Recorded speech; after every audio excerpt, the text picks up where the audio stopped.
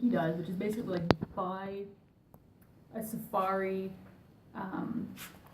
conservation experience where like you go and you work in the conservation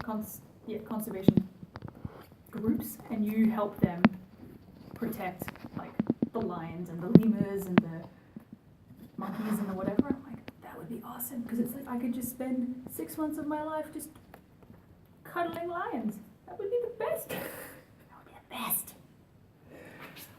Money well wasted. Alright, so let's just do this one as kind of a rehearsal. Okay. I feel like I need to pull it down a bit. Alright, well, we'll shoot it first and then see it. Okay. So, how's it going, Samantha? It's going well. Welcome back. Thank you. It's good to be back. Down in Oz, were you? I went home to visit family over Christmas and it was really, really nice and very hot. Very different from here. Although it's been very mild up here. Yes, I'm quite thankful for this touch of Australian summer Christmas feel we've got going on. Nice.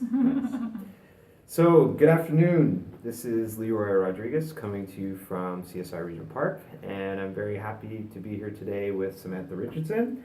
Welcome, Samantha. Thank you. Good to be here. Very welcome.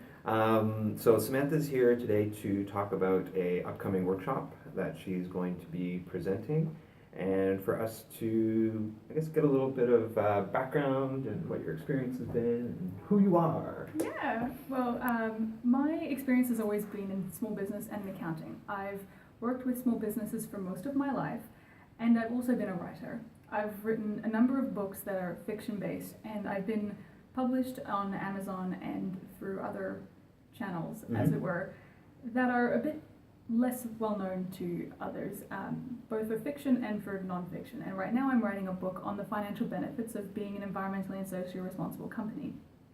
And I want to share that with others. I think that is definitely something that,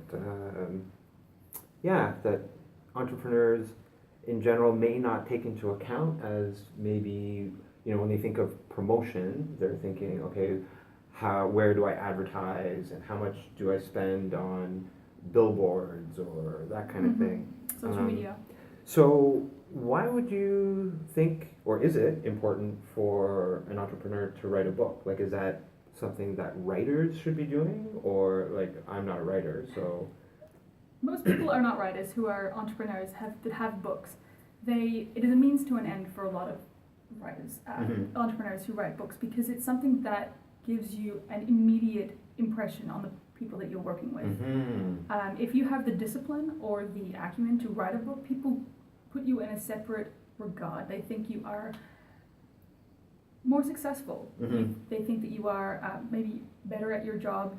They give you more prestige if you have written a book. And it's also important for you, I think, to write the book because you then have content to use for your business. You know exactly what you're talking about because you spent the time to write it down.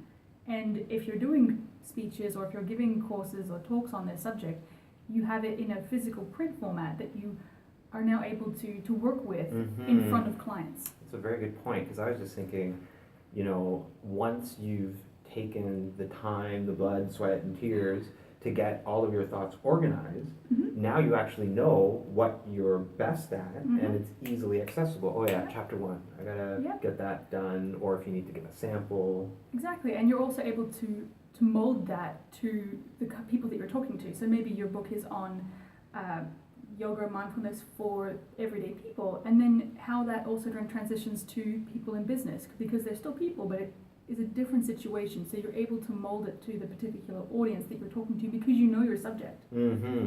Yeah, I like what you say about molding it to your audience, because there's so many people doing so many things. If you don't have a niche within your niche, then you're probably not being effective.